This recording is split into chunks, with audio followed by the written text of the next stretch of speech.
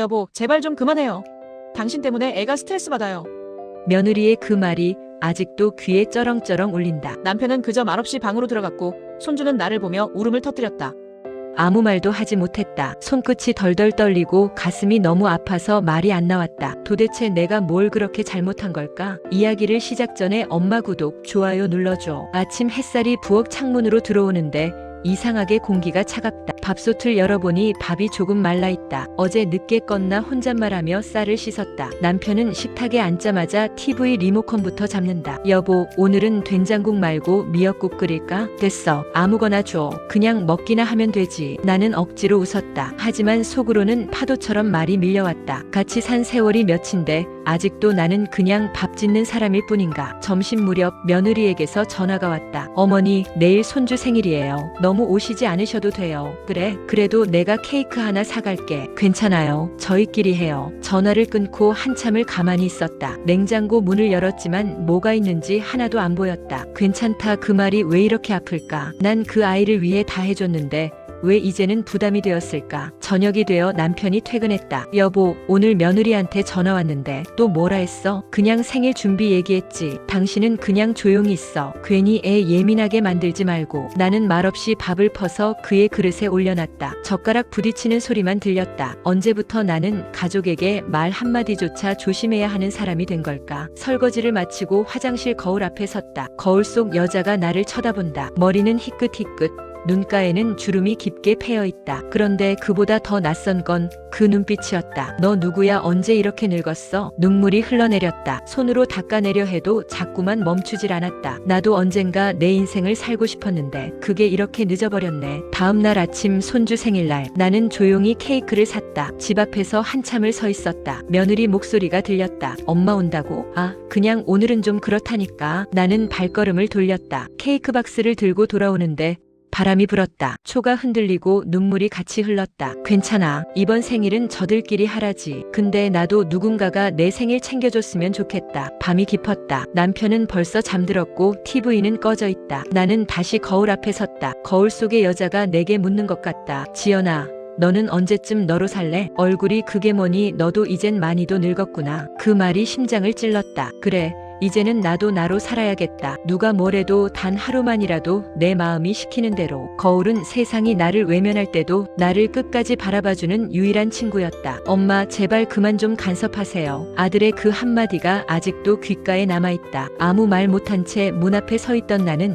그 순간 정말 쫓겨난 사람처럼 느껴졌다. 내가 뭘 그렇게 잘못한 걸까? 거울 속에 나는 눈을 피하지 않았다. 그래. 이제는 그만 아파하자. 며느리의 말 이후 며칠 동안 아들과 연락하지 않았다. 식탁에 앉아 있는데 밥그릇이 너무 크고 방이 너무 넓었다. TV를 켜놔도 뉴스 아나운서의 목소리조차 멀게 느껴졌다. 이렇게 조용했던 적이 있었나? 아니, 조용한 게 아니라 외로운 거겠지. 냉장고 안 반찬들이 차가운 눈빛으로 나를 쳐다보는 것 같았다. 이제 누가 이걸 먹어줄까? 여보, 아들은 언제쯤 올까? 남편은 신문만 본다. 일 바쁜가 보지. 너무 신경 쓰지 마. 나는 작게 대답했다. 응, 신경 안 쓸게. 하지만 마음은 이미 무너져 있었다. 신경 안 쓰는 게 제일 힘들다. 다음 날 이웃 아주머니가 전화를 했다. 언니, 요즘 얼굴이 안 보여요. 어디 아파요? 그냥 좀 쉬고 있어요. 쉬는 게 제일 어려운 일이죠. 우리 나이엔. 그 말에 나도 모르게 눈물이 났다. 쉬는 게 죄인 것처럼 느껴지는 인생이었으니까. 하루 종일 비가 내렸다. 창문에 떨어진 빗방울이 거울처럼 반사되었다. 나는 그 속에서 내 얼굴을 봤다. 눈가에 깊게 패인 주름, 말라버린 입술.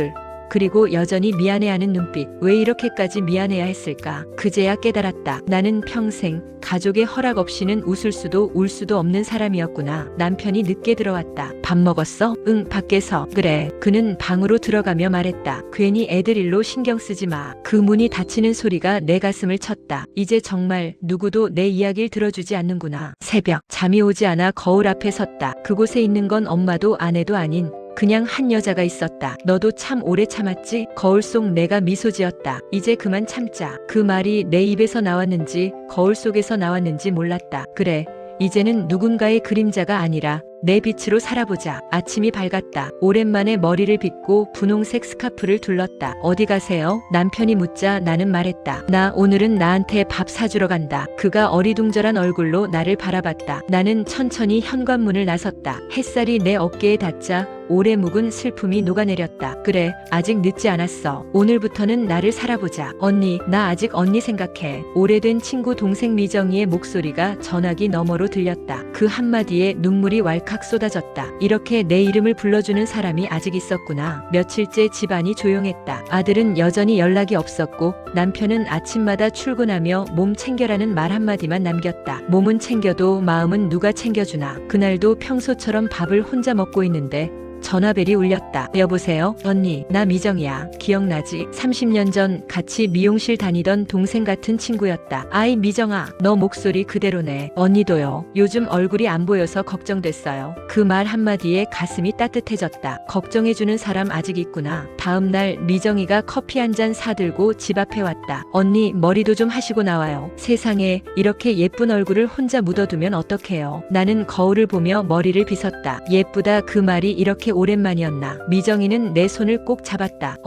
언니는 언제나 나한테 부러움의 대상이었어요. 부러움이라니, 나는 아무것도 아닌데. 아니요, 언니는 언제나 따뜻했어요. 그게 얼마나 큰 건데요. 그녀의 눈 속에서 오랜만에 내 얼굴을 봤다. 카페 창가에 앉아 우리는 오래 이야기했다. 젊은 시절 얘기, 결혼 후 얘기, 그리고 요즘의 나 얘기. 미정아, 나 요즘 가끔 그런 생각해. 평생 가족 위에 살았는데 나라는 사람은 어디 갔을까? 미정이는 커피잔을 내려놓았다. 언니, 가족이 전부인 줄 알았는데 사실 가족 말고도 우리 자신이 있잖아요. 그 말이 가슴 깊이 들어왔다. 그래, 나도 나를 위해 살아도 되는 사람이구나. 돌아오는 길 하늘이 맑았다. 버스 창문에 비친 내 얼굴이 오늘따라 다르게 보였다. 거울보다 사람의 눈이 더 진실하구나. 누군가 나를 봐줄 때 나는 다시 살아나는구나. 버스 안에서 나도 모르게 미소가 났다. 그 미소가 참 오랜만이었다. 집에 돌아오니 식탁 위에 쪽지가 있었다. 엄마, 주말에 아이 데리고 갈게요. 된장찌개 먹고 싶어요. 순간 눈물이 났다. 그 아이도 나를 그리워했구나. 나는 조용히 냄비를 꺼냈다. 그래, 이번엔 국물 조금 더 달게 끓여야지. 거울에 비친 내 얼굴이 오늘따라 따뜻했다. 밤이 되자 미정에게 전화를 걸었다. 미정아, 고마워. 너 때문에 오늘 하루가 참 좋았어. 언니, 우리 앞으로 자주 봐요. 세상에 언니 같은 사람은 없어. 그 말에 나는 조용히 웃었다. 그래,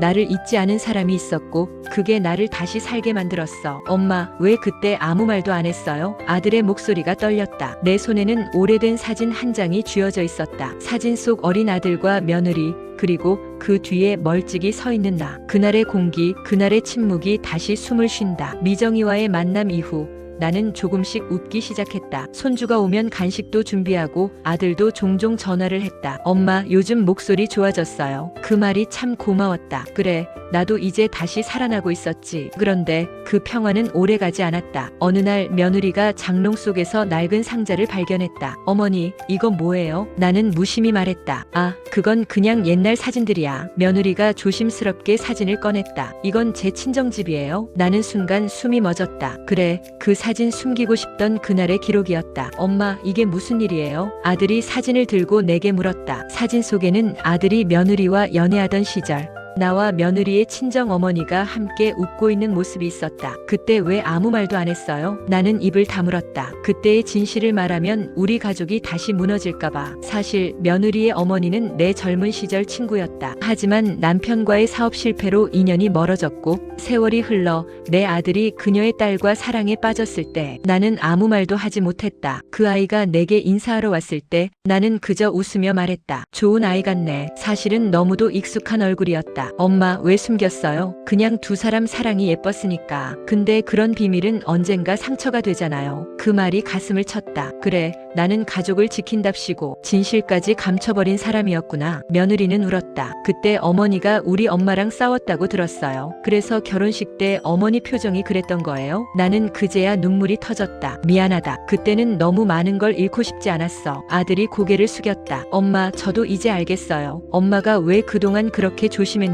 며느리가 조용히 내 손을 잡았다. 어머니, 이제는 그냥 진짜 엄마로 지내요. 그 순간 오래된 사진 속의 세 사람이 천천히 다시 다시 이어지는 것 같았다. 밤에 혼자 사진을 바라봤다. 사진 속 젊은 나는 지금보다 훨씬 슬픈 눈으로 웃고 있었다. 괜찮아, 이제 됐어. 숨기던 진실을 드러내고 나서야 내 마음도 비로소 숨을 쉬었다. 사진을 봉투에 넣으며 속삭였다. 이제 우리 진짜 가족이 되자. 엄마, 이제 그만 좀 하세요. 그 말이 아직도 귓가에 남아있다. 식탁 위에 깨진 찻잔 하나. 그날 우리 가족은 같은 집에 있었지만 이미 서로 다른 방향을 보고 있었다. 그날 사진의 비밀이 밝혀지고 난 후 우리 가족은 말수가 줄었다. 며느리는 조심스러웠고 아들은 중간에서 애써 분위기를 맞췄다. 엄마, 미정이 아직 좀 놀랐어요. 시간 좀 주세요. 그래, 알겠다. 그래도 나는 이젠 조금씩 나아지겠지 싶었다. 그런데 평화는 늘 폭풍 전야였다. 주말 저녁 며느리가 손주를 데리고 왔다. 어머니, 오늘은 제가 밥 차릴게요. 그래, 천천히 해라. 나름 따뜻한 시간이 될 줄 알았다. 그런데 식탁에 앉은 순간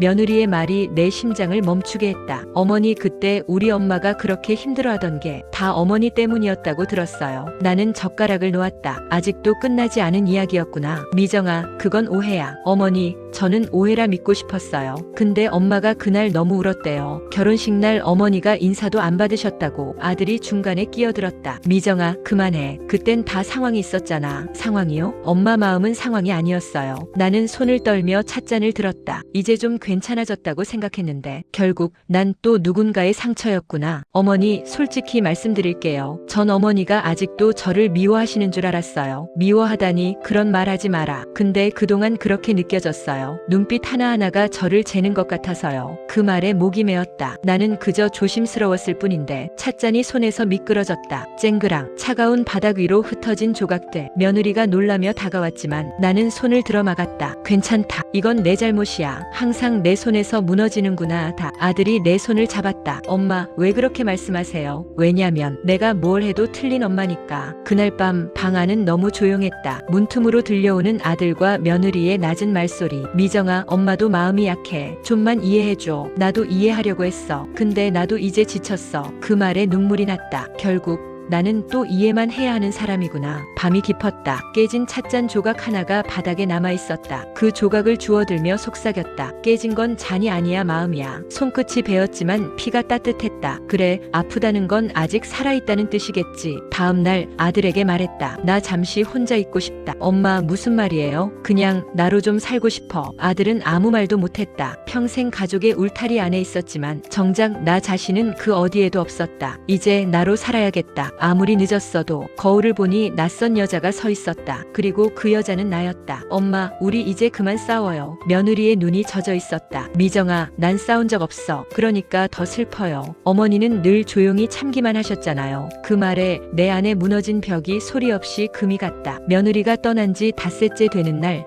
나는 혼자 밥을 지었다. 한 공기 밥을 지으며 왜 이렇게 조용하지 생각했다. 그 조용함이 내 죄책감처럼 무겁게 내려앉았다. 그 아이가 떠난 게 내 탓일까? 아니면 그냥 서로 너무 다른 인생을 산 걸까? 그때 전화벨이 울렸다. 어머니, 저예요. 미정이에요. 내 심장이 순간 멎었다. 나 잠깐 뵈도 될까요? 그래, 오너라. 전화를 끊고 나서야 손이 떨렸다. 이 아이가 다시 나를 찾은 이유는 미움일까, 그리움일까? 오후 늦게 며느리가 들어왔다. 손에는 편지 한 장과 내가 깨트린 그 찻잔의 조각 하나가 있었다. 어머니, 이거요. 버리기 싫어서 붙여봤어요. 순간 목이 메었다. 조각난 잔은 금색 본드로 덧붙여져 있었다. 그래, 이렇게라도 붙일 수 있다면 우리 마음도 붙일 수 있을까? 어머니, 사실 저도 엄마가 그날 얘기했던 거 전부 믿진 않았어요. 그랬구나. 근데 어머니가 아무 말도 안 하시니까 정말 그런가 싶었어요. 나는 고개를 숙였다. 그래, 미정아. 난 그냥 말하면 다 망가질까봐 무서웠어. 그게 더 아플까봐. 사실 그 말 한마디를 왜 이렇게 오래 걸려야 했을까? 미정이 눈물이 맺혔다. 저도요, 어머니. 사실 어머니한테 미움받을까봐 너무 무서웠어요. 그래서 오히려 더 멀리 했어요. 나는 그 말을 들으며 조용히 미정이 손을 잡았다. 우리 둘 다 외로웠구나. 네, 당신도 외로웠죠? 당신도 나처럼. 그 말에 내 가슴 깊은 곳에서 묵은 눈물이 터져 나왔다. 미정아, 네. 내가 엄마로만 살아서 미안하다. 그게 사랑인 줄 알았거든. 저도요. 며느리로만 살아서 숨이 막혔어요. 서로를 보며 웃었다. 서로가 서로를 몰랐던 게 아니라 너무 닮아서 힘들었던 거다. 미정이가 돌아간 뒤 나는 거울 앞에 섰다. 눈이 부었다. 주름 사이로 지난 세월이 겹쳐 보였다. 엄마 말고 그냥 나로 살아도 되겠지? 거울 속의 여자가 미소 지었다. 그래. 이제야 나를 본다. 그날 밤 나는 작은 노트에 글을 썼다. 미정아, 엄마로서가 아니라 여자로서 말할게. 나도 외로웠고 너도 그랬지. 이제 우리 서로의 외로움을 조금씩 덜어내며 살아보자. 그리고 봉투에 넣었다. 내일 아침에 손주 도시락과 함께 며느리의 현관 앞에 두기로 했다. 한때는 시들었던 줄 알았다. 하지만 물을 주자 조용히 새순이 올라왔다. 엄마, 오늘은 제가 밥 해드릴게요. 미정이의 그 말 한마디에 내 눈가가 뜨거워졌다. 오랜만이었다. 누군가가 나를 엄마가 아닌 한 사람으로 챙겨준 건. 미정이가 손주를 데리고 집에 왔다. 부엌엔 웃음소리가 퍼졌다. 어머니, 이거 드셔보세요. 손주가 어제 학교에서 배운 반찬이에요. 그래? 와, 이게 뭐야? 맛있네. 그 웃음 속에서 나는 처음으로 미정이와 여자 대 여자로 마주 앉을 수 있었다. 어머니, 저 편지 잘 읽었어요. 그래, 그거 보고 많이 울었어요. 근데 이상하게도 마음이 편해졌어요. 나는 미소 지었다. 그래, 나도 그랬다. 이제야 안다. 말하지 않아도 서로의 마음이 닿을 때가 있다는 걸. 창가에 두었던 시든 화분 하나가 눈에 띄었다. 며느리가 말했다. 어머니,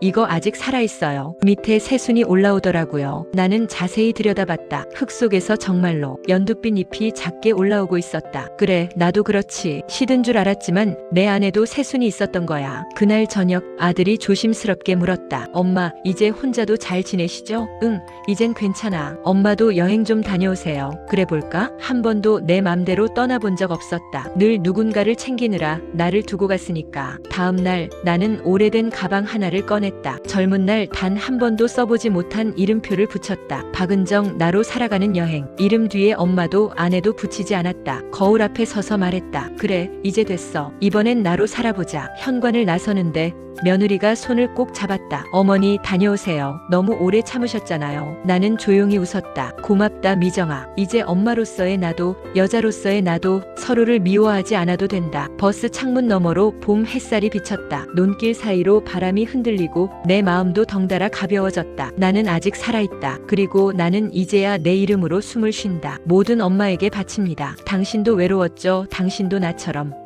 화면 자막. 엄마 말고 나로 살고 싶어요. 오늘 이야기는 여기까지예요. 엄마 구독, 다음 이야기도 기다리며 구독, 좋아요 눌러줘요.